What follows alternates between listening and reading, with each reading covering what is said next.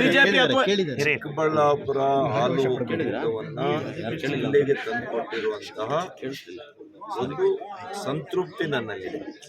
ಈ ಜಿಲ್ಲೆಗೆ ಒಂದು ವೈದ್ಯಕೀಯ ಕಾಲೇಜ್ ಮಾಡಬೇಕಾಗಿತ್ತು, ಮಾಡಿದ್ದೀನಿ. ಈ ಜಿಲ್ಲೆ ನಮ್ಮ ರೈತರು ಹಾಲು ಉತ್ಪಾದಕರಿಗೆ ಹಾಲು ಒಕ್ಕೂಟ ತರಬೇಕಾಗಿತ್ತು, ಹಠ ಮಾಡಿ ಹೋರಾಟ ಮಾಡಿ ಕಾನೂನು ಹೋರಾಟ ಮಾಡಿ ಅಂತಿಮವಾಗಿ ನಾನು ತಂದಿದ್ದೀನಿ. ಆ ಸಂತೃಪ್ತಿ ಇದೆ. ನಿಮ್ಮ ಡಿಸ್ಟ್ರಿಕ್ಟ್ ಮಿನಿಸ್ಟರ್ ಅಂತ ಹೇಳ್ತಾ ಇದ್ದೀರಲ್ಲ, ಇದನ್ನು ಏನಾದರೂ ಮಾಡಿ ಕೋಲಾರಕ್ಕೆ ಹಾಕಬೇಕು ಅಂತ ಹೋರಾಟ ಮಾಡಿದಂಥವ್ರು ಪುಣ್ಯಾತ್ಮ. ಕಾನೂನು ಹೋರಾಟ ಮಾಡಿ ಅಲ್ಲೇ ಇರಲಿ ಕೋಲಾರದಲ್ಲೇ ಇರಲಿ ಅಂತ ಹೇಳಿದಂಥವ್ರು ಇವತ್ತು ಚೀಮೂಲ್ ಗೆಲ್ತೀವಿ ಅಂತ ಹೇಳ್ತಾರೆ. ಸಂತೋಷ. ರಾಜಕೀಯವಾಗಿ ನೀವು ಗೆಲ್ಬೋದು. 4-5 ಜನ ಅಧಿಕಾರಿಗಳಿದ್ದಾರೆ, ನಿಮ್ಮ ಸರ್ಕಾರ ಇದೆ, ಇದು ದೊಡ್ಡ ವಿಚಾರ ಅಲ್ಲ. ನನ್ನ ಸರ್ಕಾರ ಬರುತ್ತೆ 2 ವರ್ಷದಲ್ಲಿ. ಈ ಚೀಮೂಲ್ನ ಏನು ಮಾಡಬೇಕು ಅಂತ ನನಗೆ ಗೊತ್ತಿದೆ. ಈ ಚುನಾವಣೆಯನ್ನು ನಾನು ತಲೆ ಕೆಡಿಸ್ಕೊಂಡಿಲ್ಲ, ಬಹಳ ಗಂಭೀರವಾಗಿ ನಾನು ತಗೊಂಡಿದ್ದೆ. ಯಾಕೆ ಅಂದರೆ ಇವತ್ತು ಸರ್ಕಾರ ಇದೆ. ಈ ಸಹಕಾರ ಕ್ಷೇತ್ರಗಳಲ್ಲಿ ಗೆಲ್ಸೋರ್ಗೂ ಅಷ್ಟೇ ನಮ್ಮವರು, ಗೆದ್ದ ಮೇಲೆ ಎಲ್ಲ ಒಂದೇ ಪಾರ್ಟಿನೇ. ಕ್ರಮಬದ್ಧವಾಗಿ ಮಾಡಿರೋದಕ್ಕೇನೆ ರೀ, ಕ್ರಮಬದ್ಧವಾಗಿ ಮಾಡಿರೋದಕ್ಕೇನೆ ಇದು ರಾಜ್ಯ ಉಚ್ಚ ನ್ಯಾಯಾಲಯ ಇವ್ರ ಮೇಲೆ ಚೀಮಾರಿ ಹಾಕಿದ ಮೇಲೆ ಇವ್ರು ಒಪ್ಕೊಂಡಿದ್ದು ಸರಿ ಇದೆ ಸ್ವಾಮಿ ಹಂಗೆ ಮಾಡಿ ಅಂತ. ಮತ್ತೆ ಯಾಕೆ ಒಪ್ಕೊಂಡ್ರು ಅವರು? ಇವ್ರು ಕ್ರಮಬದ್ಧವಾಗಿ ಮಾಡಿದಾರಾ? ನಮ್ಮ ಕ್ಷೇತ್ರನ 4 ಕ್ಷೇತ್ರಗಳು ಹಂಚಿ ಹಾಕಿದ್ದಾರೆ. ನಿನ್ ನಡೀತಾ ಇದೆ ಅಂತ ಹಿಂಗ್ ಮಾಡಿದ್ಯಾ? ನಾನು ಈ ತರ ಕೆಲಸ ನಾನು ಮಾಡಿಲ್ಲ.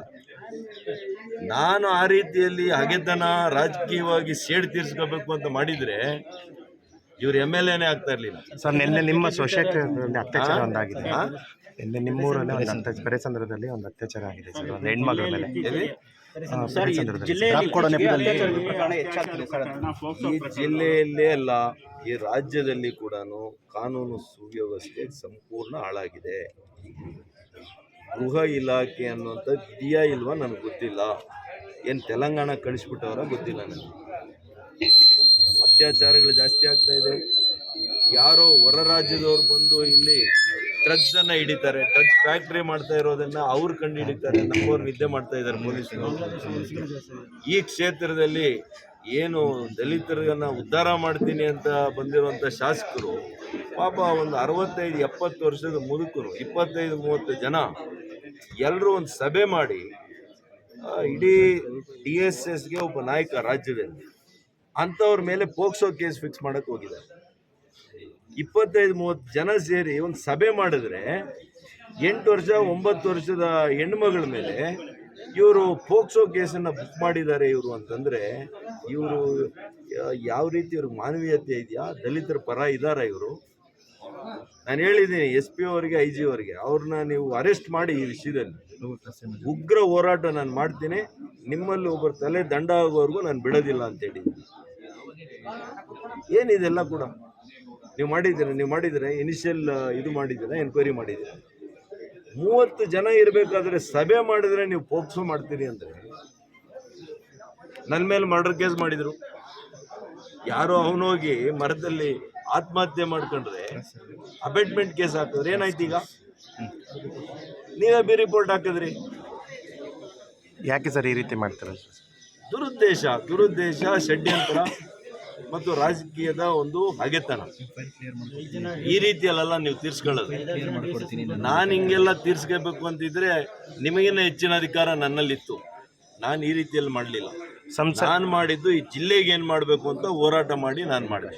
ಜನರಿಗೆ ಏನು ಮಾಡಬೇಕು, ರೈತರಿಗೆ ಏನು ಮಾಡಬೇಕು, ಮಹಿಳೆಯರಿಗೆ ಏನು ಮಾಡಬೇಕು, ಈ ರೀತಿ ಕಾರ್ಯಕ್ರಮಗಳು ತಂದೆ. ನಿಮ್ಮ ಥರ ರಾಜಕೀಯ ಜಿದ್ದನ್ನು ಮಾಡಿ ಒಬ್ಬರನ್ನ ಜೈಲಿಗೆ ಹಾಕ್ಸೋದು, ಇನ್ನೊಬ್ಬರಿಗೆ ಸುಳ್ಳು ಕೇಸುಗಳನ್ನ ಹಾಕ್ಸೋದು, ಇಂಥ ಕೆಲಸ ಮರಗಳು ಪೂರ್ಣ ಪ್ರಮಾಣದಲ್ಲಿ ಬೆಳೆದಿರ್ತಕ್ಕಂಥ ಮರಗಳನ್ನ ಬಫರ್ ಝೋನಲ್ಲಿದೆ, ಕೋರ್ಟಲ್ಲಿ ಕೇಸ್ ನಡೀತಾ ಇದೆ. ಚಿಂತಾಮಣಿಯಲ್ಲಿ ನೀವು ಕೇವಲ ಆ JK ರೆಡ್ಡಿ ಮನೆ ಪಕ್ಕದಲ್ಲಿ ಇದೆ ಅಂತೇಳಿ ಹೊಡೆದಾಕಿದೆ. ಅವ್ರ ಮೇಲೆ ದ್ವೇಷ ಇದ್ರೆ ಮರಗಳ ಮೇಲೆ ಯಾಕೆ ಬಿಡ್ತೀರಿ? ಮರಗಳನ್ನ ಹೊಡೆದಾಕೋದ್ರಿಂದ ನಿಮ್ಮ ಸಂಸ್ಕೃತಿಯನ್ನ ನೀವು ತೋರಿಸ್ಕೊಟ್ಟಿದ್ರಿ. ಪ್ರದೀಪ್ ಈಶ್ವರ್ ಹೇಳ್ತಾರೆ ಸರ್, ಅವ್ರು ನಿಮ್ಮ ಫೈಲ್ ಕೂಡ ಕ್ಲಿಯರ್ ಮಾಡಿದ್ರೆ ಅವ್ರಿಗೇನು ದ್ವೇಷದ ರಾಜಕಾರಣ ಇಲ್ಲ ಅಂತ. ನಿಮ್ಮ ಯಾವ ಫೈಲ್? ನಿಮ್ಮ ಥರ ಮಾಡಲ್ಲ ಅಂತ ಯಾವುದೇ ಫೈಲ್ ಬಂದ್ರು. ಯಾವ ಫೈಲ್ ರೀ? ಯಾವ ಫೈಲ್ ಹೇಳ್ರಿ? ಯಾರ್ರೀ? ಇವ್ರ್ಯಾರ್ರಿ? ನನ್ನ ಫೈಲ್ ಕ್ಲಿಯರ್ ಮಾಡಕ್ ಹೂ ಇಸ್ ಪ್ರದೀಪ್? ಇವ್ರ ಅಪ್ಪಂದ ಇಲಾಖೆ?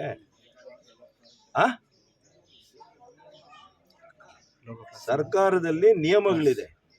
ನಿಯಮದ ಪರವಾಗಿ ನಂದು ಮಾಡಬೇಕು, ಇನ್ಯಾರ್ದಾದ್ರೂ ಇದ್ರೂ ಮಾಡಬೇಕು. ತಪ್ಪಿದ್ರೆ ಮಾಡೋಕ್ಕಾಗಲ್ಲ. ಹೂ ಇಸ್ ಈ ಟು ಕ್ಲಿಯರ್? ಸರ್ಕಾರ ಅವರಲ್ಲ.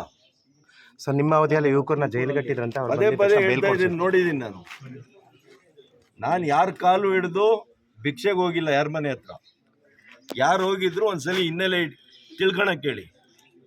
100 ಸಲ ಕಾಲು ಹಿಡ್ಕೊಳ್ಳೋದು, 100 ಸಲ ಸಹಾಯಕ್ಕೆ ಬರೋದು, ಮನೆ ಮುಂದೆ 24 ಗಂಟೆ ಕಾಯೋದು, ಈ ರೀತಿಯಲ್ಲಿ ಭಿಕ್ಷೆ ಮಾಡಿ ಜೀವನ ನಡೆಸಿಲ್ಲ ನಾನು. ಸರ್, ತುಮಕೂರಲ್ಲಿ ಮಹಾತ್ಮ ಗಾಂಧಿ ನೀವು ಬೆಳೆಸಿದ್ದು ನಿಮಗೆ ಮುಳ್ಳಾಯ್ತು.